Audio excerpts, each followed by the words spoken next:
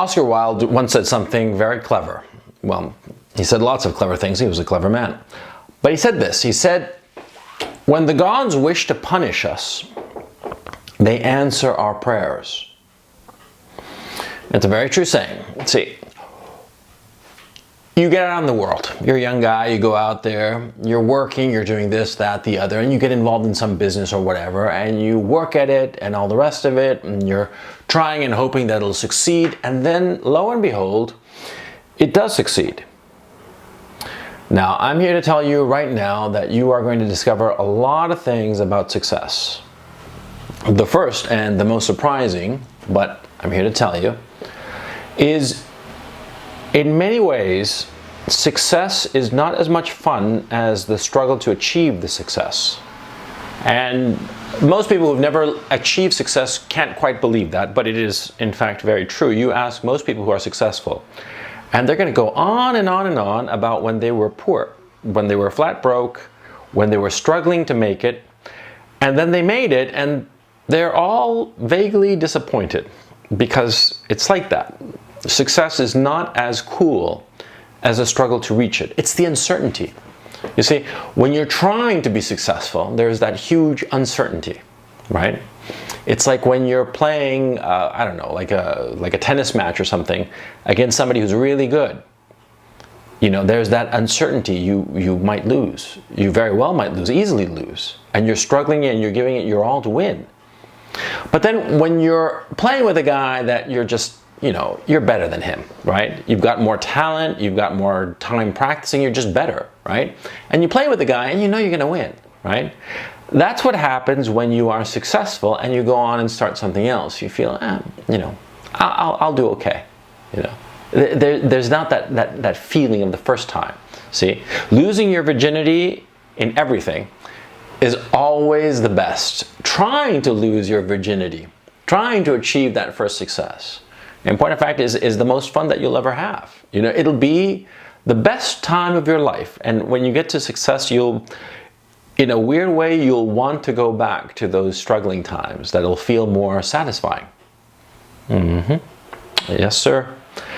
But here's something that can happen that's actually quite dangerous. You see, you can achieve sudden success. Now, sudden success wipes out a lot of guys. Guys better than you and me. Okay? Guys with more talent, more brains, more centeredness, what have you.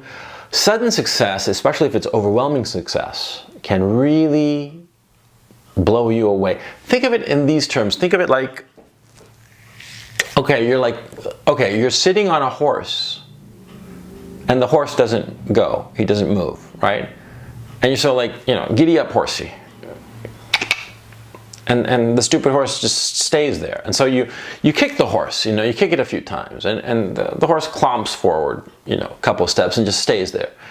And you start kicking the horse, and then you take the whip and you whip the horse, like, come on, you goddamn horse, come on, go, I wanna go. And you keep on kicking and kicking, and all of a sudden, for no reason that you understand, bam, that fucking horse bolts. It bolts like at, you know, at a 30-mile-an-hour run. Right? And what's going to happen to you?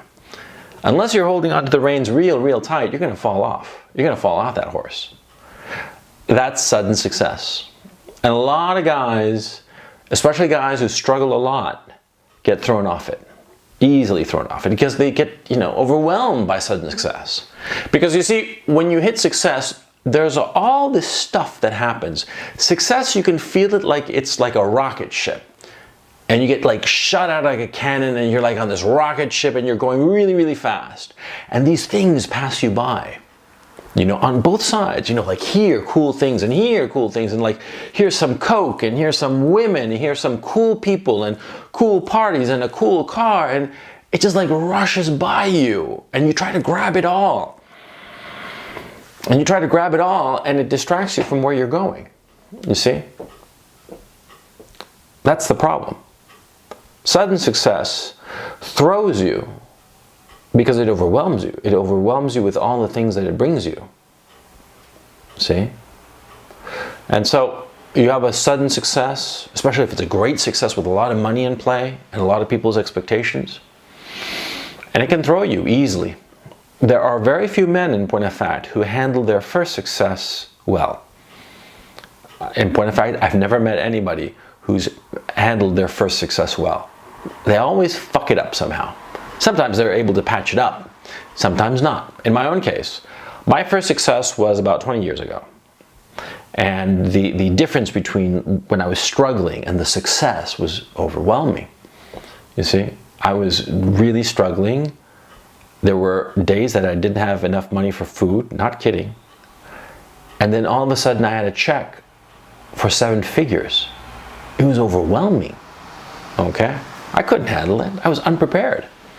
I mean, I actually consider myself lucky that I was able to overcome that first success. It was that overwhelming, that destructive.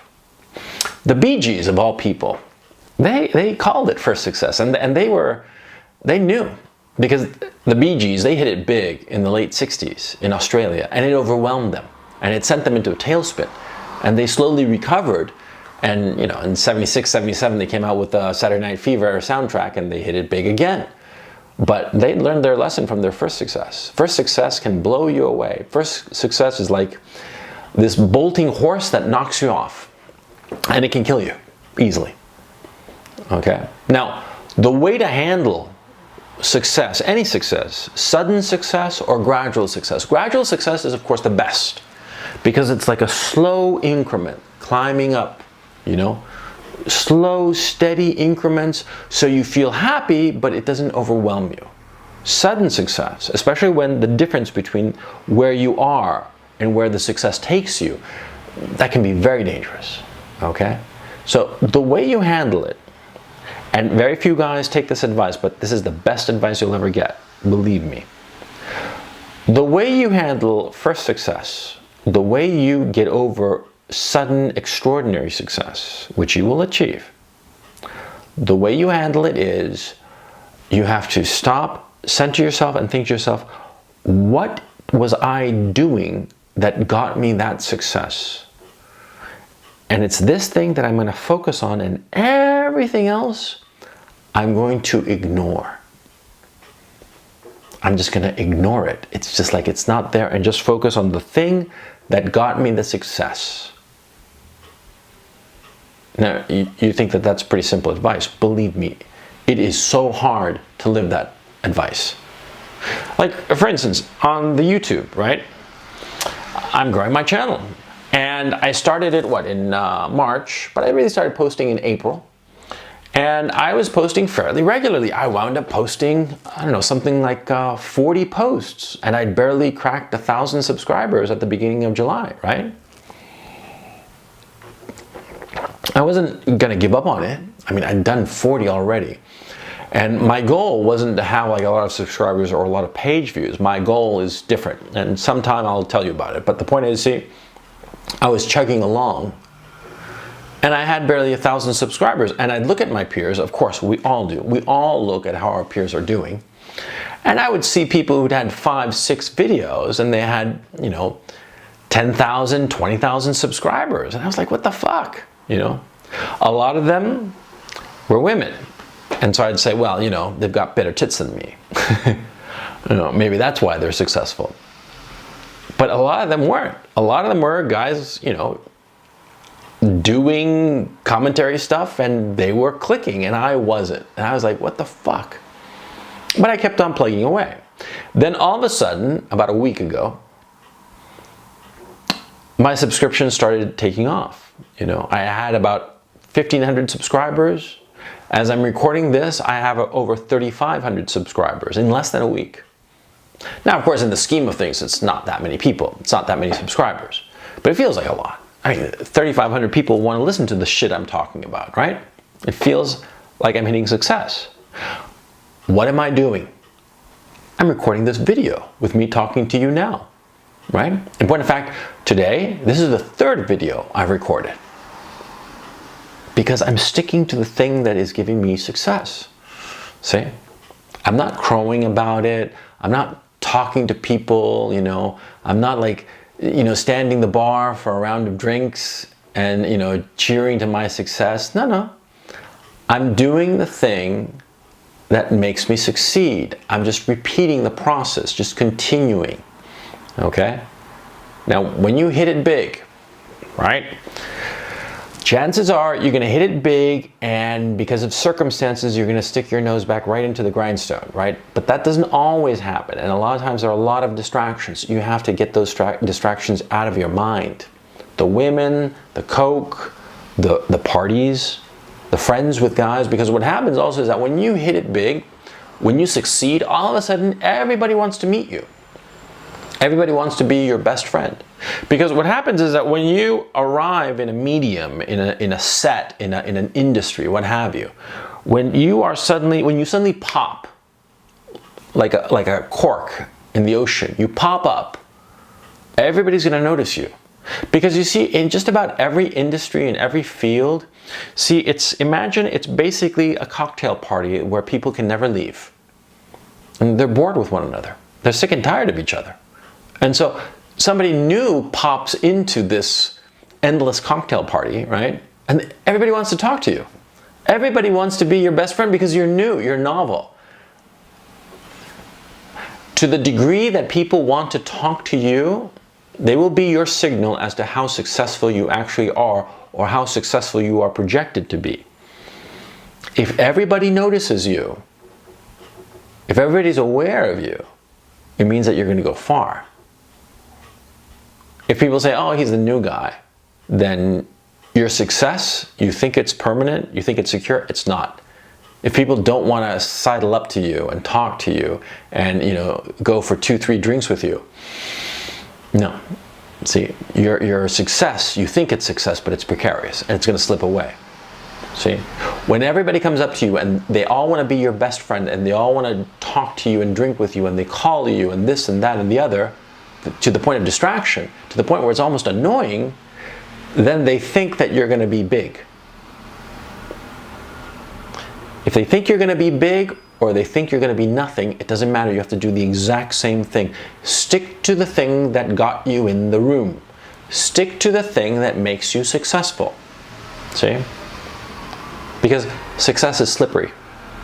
Okay? You think you're successful and you're in the room and you're going to stay there.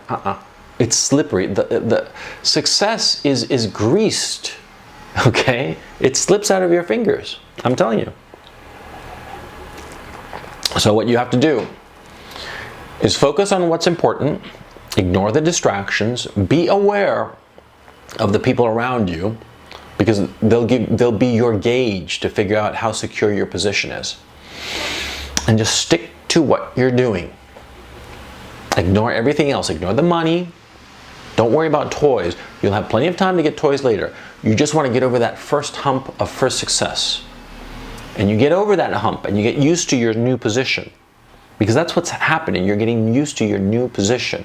And it takes time. You have to adjust. And that adjustment is not always easy.